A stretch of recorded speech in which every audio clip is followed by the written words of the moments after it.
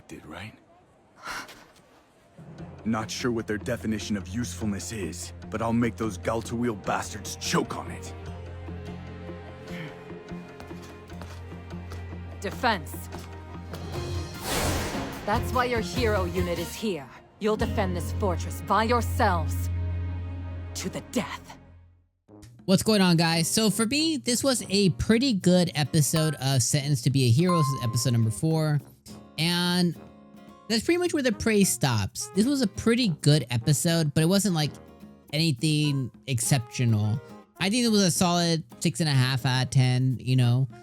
It wasn't a 6, it wasn't a 7. It was in the middle, somewhere in there. I don't really do halves, so we'll just call it a 7.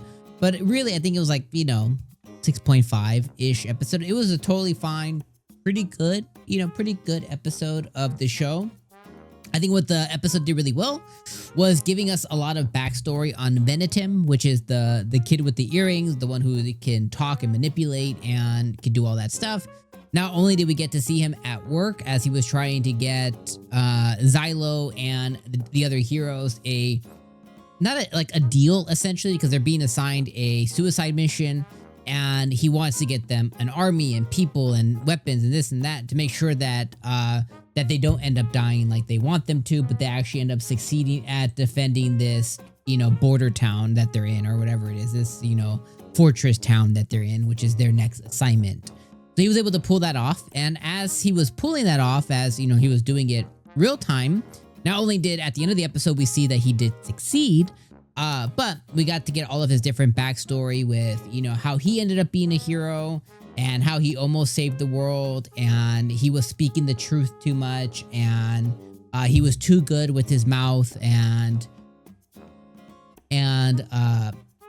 you know, he was too much of a, not a scam artist, but the way that he dealt was very scammy and very, like, he was able to kind of make people pull money out of their own coin purse and give it to him for a certain cause and reason that's totally fake. And he also ended up talking about a lot that was real and a lot that was real against the king and the kingdom and the empire and, you know, the system. And because of that, he got punished to not death, but to be a hero and to use those powers for whatever they deem necessary. But he's still kind of looking out for his own, but he has some restrictions and etc. So all very, to be clear, all very interesting stuff, but your eyes can get a little glazy when it's just chatter, chatter, chatter, chatter, chatter, chatter, chatter, chatter, chatter. With all this episode, what was chatter, chatter, chatter, chatter, chatter? Which, you know, again, it's all chatter with a very nice painted brush, okay? Because it was all very pretty. Like, it's a very pretty show. So I'm not saying that it was bad, per se. I think it was interesting, but your eyes can glaze over just a little bit. You know what I mean? So I think that's why I was like, yeah, it was okay. It was pretty good. You know, nothing really exceptional happened. The other thing that I liked about the episode was it was more focused on Kivia and kind of us discovering that she likes Zylo quite a bit. Not in a romantic sense, but just she likes him as a person and his actions speak louder than words type of deal. And we also got to see that she's a girl. You know, I think, you know, even though she's strong and you know, out there and she's a commander and under all that, she's still a girl. And that was made very clear with them sharing a little like bear ice cream and stuff. And their little outing with Tortilla, you know, Terrorita, whatever. Tortilla was really cute. It was good. And we got to see him go on like a little, you know, date thing. And she had shared a little heart-to-heart with Zylo. And that was pretty good as well, too. So that's really all that happened this episode, other than setting up for what's to come. So again, overall, I think it was a pretty good episode. I'm not going to make this video super long. I don't really think there's a need to talk for 10 minutes about it because there's not really a whole lot else to talk about.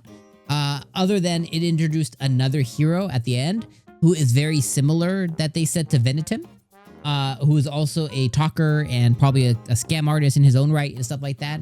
He's pretty crazy. He's like Menitim, but also, you know, pretty crazy as well, too. He seems like, you know, he cut somebody's hand off, arm off at the end of the episode. So that's a whole deal. So yeah, we'll see how it ends up being next episode. But that's all I got for you guys. I think this episode again was 7 out of 10. Me in the middle of 6.5. And I'll see you guys next week as we continue to watch one of the better shows of the season for sure. The best? Absolutely not, but one of the better ones. So I'll see you guys next week. Peace.